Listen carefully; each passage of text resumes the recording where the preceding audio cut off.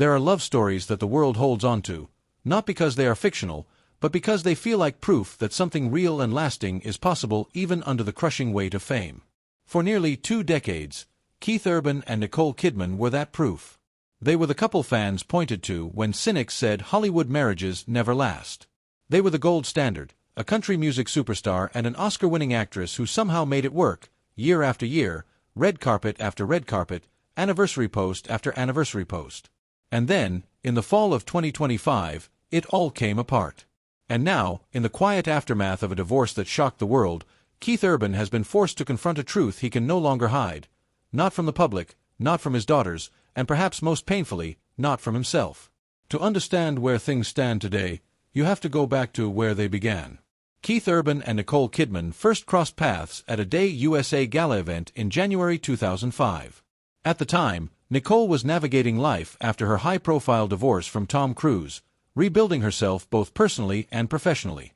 Keith was already a rising force in country music, known for his guitar work, his raw emotional vocals, and the kind of humble charm that felt genuine rather than performed.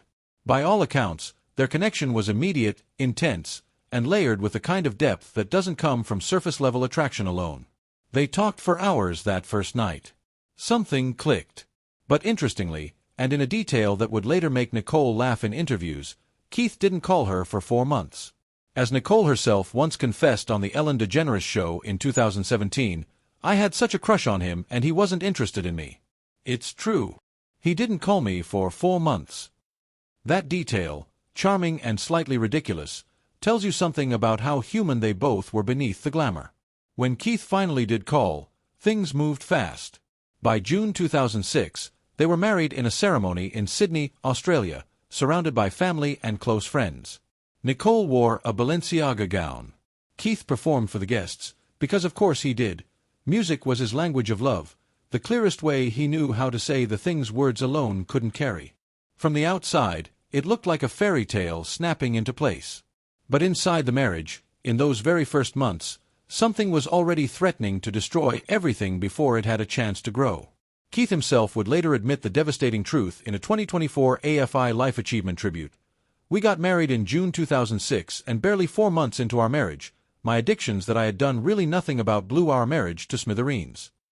That confession, delivered on stage in front of an audience gathered to honor Nicole, was greeted at the time as a moment of beautiful vulnerability. A husband publicly crediting his wife for saving him, for choosing love when every rational voice around her was urging her to walk away. He added that Nicole pushed through every negative voice, I'm sure even some of her own, and she chose love, closing with the declaration that she has a capacity to love like no one I've ever met. The audience was moved. Fans replayed the clip. It was held up as evidence of everything wonderful about their partnership. But now, with the benefit of hindsight and the cold reality of a finalized divorce, those same words carry an entirely different weight. What once sounded like a love letter now reads like a confession of patterns that, it seems, never fully resolved. Addiction is not a chapter you close and walk away from clean. Anyone who has lived alongside it, as Nicole did for nearly 2 decades, understands that its shadow stretches far beyond the moment of crisis. The scars it leaves on a relationship are not always visible, but they shape the emotional architecture of everything that comes after. Sources close to the couple told Radar Online that friends were not surprised by the separation, claiming that the scars from those early years were too deep to leave behind. That is a profound statement. It means that even when Keith got sober, even when the worst seemed to be behind them, the damage done in those first fragile months of marriage had never fully healed. It had been managed. It had been navigated. But it had not disappeared. What followed in the years between that crisis and the 2025 separation was, by every public measure, a success story. 2 daughters, Sunday Rose, now 17, and Faith Margaret, now 15, were born and raised with evident love and care. Keith's career reached extraordinary heights, with sold-out tours and Grammy recognition. Nicole's career entered perhaps its most artistically ambitious phase, with roles that challenged her in ways she hadn't explored in years. They posted anniversary tributes. They showed up for each other at major milestones. They appeared, to all the world, to be exactly what everyone wanted them to be. But appearances, as anyone in Hollywood knows, can be extraordinarily well maintained even when the reality beneath them is fracturing. The truth that has emerged in the months since their split is that the couple had been living parallel lives for far longer than the public realized. According to E! News, they had been living apart since the beginning of summer of 2025, months before Nicole officially filed for divorce on September 30th of that year. 2 months before the split was even publicly announced, Nicole had quietly put in an application to become a resident of Portugal, and Keith was not listed on the form. At the time, his absence was explained away as a scheduling conflict related to his touring commitments. But in retrospect, it looks like something more significant, a woman quietly beginning to plan a future in which she was no longer waiting for a partner to catch up. Keith's touring life was, by his own admission, consuming him in ways he hadn't fully reckoned with. In previews for his upcoming reality show, The Road, filmed before the public announcement of their separation, he spoke with raw candor about the emotional cost of life on the road. When you wake up on a tour bus at 3:30 in the morning, sick as a dog, in the middle of nowhere, and you've got to play your 5th show that night, missing your friends, your family, completely lonely and miserable. Those words, lonely and miserable, landed differently once the divorce became public. Coming after Nicole's divorce filing, the timing made his words sound less like a tour confession and more like a quiet truth finally being acknowledged. He wasn't just describing the loneliness of touring. He was describing a man who had drifted, from his wife, from his family, from the life they had built together, without quite knowing how to find his way back. And then there were the rumors. In the unforgiving court of public speculation, no celebrity split exists in a vacuum, and this one was no exception. While there were only speculations that Urban was having an affair with his guitarist, Maggie Baugh, fans of the country star began dissecting tour footage and public appearances. Videos circulated. Moments were analyzed frame by frame. Nothing was ever confirmed. Neither Keith nor the woman named in the rumors addressed the speculation directly. Nicole remained completely silent on the matter. But the whispers did not stop, and for many observers, Keith's own admission that he bore significant responsibility for the marriage's collapse only added fuel to speculation about what that responsibility actually entailed.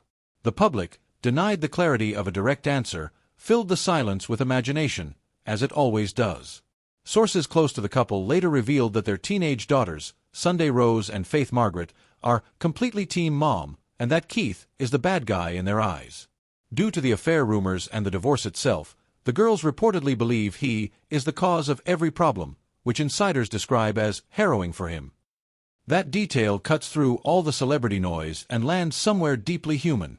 Whatever happened between Keith and Nicole as a couple, whatever mistakes were made and whatever choices drove them apart, there are 2 young women caught in the middle of it, 2 daughters who are old enough to understand what has happened and young enough to still be wounded by it in ways that will take years to process. A source noted that he loves those girls, but they are so angry at him and they're blaming him. By April 2026, Keith had not been seen publicly with Sunday or Faith for more than 100 days since the separation. His eldest daughter, Sunday, was not following him on social media, though she continued to follow Nicole. When approached for comment on the apparent social media snub, Keith issued his first public statement since the split through his team, offering only 3 words: "Family is private." 3 words. From a man who once stood on a stage and poured his heart out about his wife in front of a room full of people, those 3 words speak to something profound, a man retreating inward, grappling with consequences he cannot charm his way out of and cannot solve with a guitar solo. Nicole, meanwhile, made headlines at the 2026 Oscars, presenting Best Picture in a powder-pink silk Chanel gown featuring a crystal-embroidered bustier and a feathered skirt, later paired with a netted gold gown for the Vanity Fair afterparty, an appearance that many observers described as a statement in its own right. Here was a woman who had every reason to withdraw, who had spent nearly 2 decades prioritizing a marriage and a family, who had fought to keep things together even as her partner drifted away, and she showed up resplendent, composed, and every inch herself. Whatever grief she was carrying, she was not letting it define her public story. Sources described the former couple's communication as minimal. "Nicole and Keith don't really communicate," one insider said. "Things got really bad at the end of their relationship and haven't rebounded." That is perhaps the most honest summary of where things stand. 2 people who once built a life together, who raised children together, who survived addiction and distance and the relentless demands of fame, now barely speaking. The infrastructure of a shared life, dismantled not in a single dramatic moment, but through a long, slow accumulation of separations both physical and emotional. Sources tell Woman's Day that Urban is beginning to feel the weight of his decision to end a 19-year marriage with Kidman. The country star reportedly realizes that both he and Kidman allowed their careers to take priority over their relationship. That acknowledgement, that this was not entirely one person's failure, but a mutual drift enabled by the choices both of them made, is important. Nicole's career was not idle during their marriage. Her film commitments took her across continents. Her professional ambitions were enormous, and rightly so. But insiders have consistently characterized her as the partner who was fighting harder to maintain the connection, the one who was adjusting her schedule when possible, the one who filed the paperwork only after the marriage had already, in every practical sense, ended. The source added that Urban isn't doing great lately and knows it wasn't all her fault, and that he's starting to regret that it had to be him to pull the plug on their relationship. On whether there will be a possible reconciliation, the source added that he knows Kidman wouldn't take him back now, especially as the actress gave him plenty of chances to reconsider. There is something particularly poignant about that framing, a man who chose freedom from a marriage only to discover that the freedom he was grasping for does not feel the way he imagined it would, now faced with the dawning awareness that the door he walked through does not open from the other side. Nicole was granted primary custody of Sunday and Faith in the divorce finalized in January 2026, meaning she will have them for 306 days of the year. Keith was granted 59 days with the children, generally every other weekend. For a man whose daughters are reportedly not even following him on social media, who have, in their adolescent grief and anger, placed the entire weight of blame on his shoulders, 59 days a year with them is not just a legal arrangement. It is a measure of how much has been lost. And yet, those 59 days are also an opportunity, a window through which repair remains, at least theoretically, possible. Nicole, for her part, finally broke her silence in early 2026, speaking to Variety in her first comments about the situation. She acknowledged that 2025 had been a difficult year, saying simply, "I was quiet. I had other things going on. I was in my shell." There is an entire world compressed into that phrase, the image of one of the world's most visible women retreating inward, wrapping herself in privacy and dignity while the public narrative swirled around her. She did not perform her grief. She did not give interviews cataloging her grievances. She went into her shell, as she put it, and she emerged on her own timeline, on her own terms. A source familiar with the situation captured the shift in each of their trajectories with particular clarity. Keith used to be everywhere with Nicole. Now he's nowhere. The insider elaborated, he was always her plus one. He wasn't getting those invites on his own. Nicole is still at the center of everything. That observation is not meant to diminish Keith's accomplishments as a musician. They are real and substantial. But it reflects an uncomfortable truth about what happens when a marriage ends and the social infrastructure it provided suddenly dissolves. He had been navigating Hollywood's social world through her orbit. Without it, he finds himself in unfamiliar territory. The story of Keith Urban and Nicole Kidman is ultimately the story of two people who loved each other, genuinely and deeply, but who were never fully able to reconcile the lives they were living with the life they were trying to build together. Addiction left scars. Distance left gaps. The pressures of fame did what those pressures always do. They magnified everything that was already there, the beauty and the damage alike. Keith has now told the truth, in pieces and in fragments and in the spaces between the things he has not yet said. He blew the marriage up in those first 4 months. He rebuilt it, or tried to.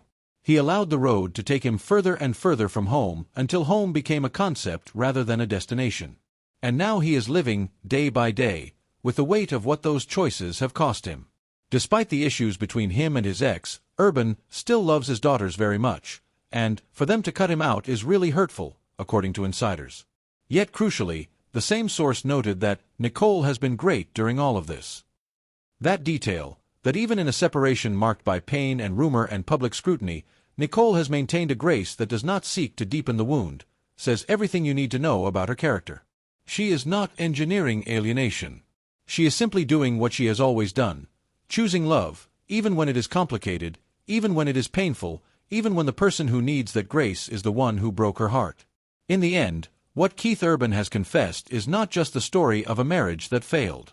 It is the story of a man who was given something extraordinary, a partner with, as he himself put it, a capacity to love like no one he had ever met, and who did not fully understand what he had until it was gone.